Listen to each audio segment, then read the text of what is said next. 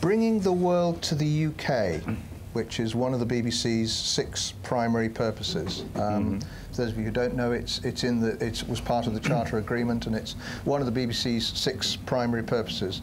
Bringing the world to the UK. In practical terms, as a commissioner, what does that mean to you? It means obviously reporting everything of significance that is happening around the world, of significance to the audience, of significance generally. I mean, we are looking for, you know, in those 10 This World's a Year, doing the most significant stories. In Panorama, obviously, doing the frontline foreign stories, if you like, from Afghanistan, from Iraq. It's telling them what they need to know, and it's an important part of the BBC's mission to promote citizenship, to keep people informed, that they should know that. So we would expect a full range of the important stories. Because one of the things that struck me when I wrote the report was I couldn't find anybody who said in the end they were responsible for the BBC's international coverage. There were a lot of people, such as yourself, doing very good work, but nobody seemed to be taking an overview of it. Well, I think, as I said, it's so plumbed into the DNA of the BBC that everyone, from obviously Mark downwards, has it on their mind the whole time. Channel 4 was set up for, and has tried to be, and has tried to continue to be, an alternative way of looking at the world, to, if you like, question orthodoxies, look at ways of talking about places other people wouldn't talk about, in ways that other people wouldn't talk about, finding stories that other people wouldn't talk about. So that's fairly straightforward as a principle. There are a whole number of ways of achieving that. One of them is actually, frankly, and forgive me because it'll come up a number of times, because I happen to have it sort of ingrained upon my heart, is what Unreported World does.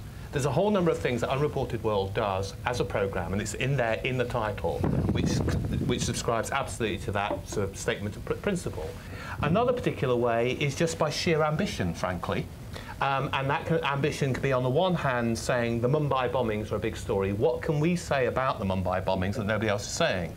And frankly, by sheer endeavour by the production team, they came across fundamental evidence that nobody else had. It was extraordinary stuff. Frankly, if the BBC had got it, you would have been as proud of it as we were. We got to it first, and therefore we can say we gave the view that nobody else was talking about. So sometimes it's just about doing something first. How's the nature of international coverage, the nature of what gets commissioned as documentaries, what's the overall tone and texture of international coverage changed in your view?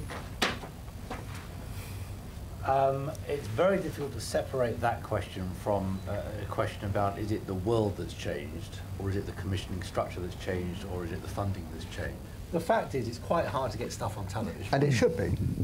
It should be. The question is, how hard should it be, and is it more difficult now than it used to be? Now, it's really interesting sitting here listening to Clive and to Ed, because part of my job is to try and make the link between what happens in policy terms and what happens on the television screens. And I keep trying to tell my students, just think about what you see and how that relates back. I still find it astonishing. Channel 4 is now over 25 years old. That we have here someone, I mean, who's obviously doing fantastic work, and Ed can talk in terms of the kinds of programs he makes. Doesn't have to talk in terms of ratings, doesn't have to talk in terms of bums on seats or money being earned, because of the structure that was set up to found Channel 4 over 25 years ago. The problem is, as Ed and probably a lot of you know, that is under threat. That's the problem. The system in which these guys work and in which you guys try and get your programs onto telly is gradually breaking down for all sorts of technological, economic, and some political reasons. It's sort of beginning to crumble. And the real question for the future, I haven't answered your question at all. I'm answering a different question. I'll ask you it again in a minute, don't worry. The real question for the future is, how do we shore that system up to ensure that people like Clive and Ed and you can carry on making the programs that you make? Not because they're paternalistic or elitist or because you think people ought to know about them, but actually, as Phil's report, I think, brilliantly shows, that's actually what a lot of people want to see. Said that, or it's often widely reported that, international programs get lower audiences than stories on domestic subjects. Is this true? Depends what kind of program it is, doesn't it? I mean, a recent This World, Gypsy Child Thieves, which was a truly amazing piece of, you know, both undercover and observational work, got 2 million on BBC Two. Paul Kenyon just did a two-parter on the trail of economic migrants across North Africa into Europe, and the first part for Panorama got 2.8, the second part 2.4. That seemed to be pretty good figures. Of course it is tougher to get an audience because it's about something that's not immediately to do with people's lives, with what drives them from day to day. But the challenge is to find the subjects that will engage them and make them come regardless. And that's what we try and do all the time. You're a commercial organisation. You've got to sell, you're a public commercial organisation. You've got to sell advertising. Audience figures? We don't do brilliantly on foreign affairs stories. It would be naive of me to suggest that we do. Unreported World gets something between 600, 700 and 1.2 million at 7:30 on a Friday. Some of our foreign affairs programmes, if they play at 8 o'clock in dispatches, they will get between 1.5 or 2 million, best. If they play at 9 o'clock, it will be considerably better than that.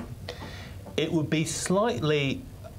one thing I will say, however, and I want to sort of be clear about this, is that while Channel 4 is a commercial organisation, there is no question, there has never ever been, and this is absolutely unequivocally true, nobody's ever come up to me, Andy Barnes, the Director of Sales, has never said, couldn't you do tits in Marbella instead on Unreported World? And I mean that. I mean, nobody's said that. I mean, there isn't that sort of pressure. But the truth is that, by and large, foreign affairs do not do as well as stuff which happens in people's backyards. And it's significant that the things that do tend to do better have sort of to do with something else somehow. You know, children are a universal subject wherever they are. Little babies, particularly, are a universal subject. And so Africa's Witch Children, on that basis, like your Gypsy programme, will do well, because it's not about the country they're in, it's about cuddly subjects, frankly. Similarly, undercovers tend to do well because people enjoy the vicariousness of them wherever they are. You know, obviously they like to see sort of local hoodlums being, you know, brought down, or builders, but frankly undercovers tend to do rather well.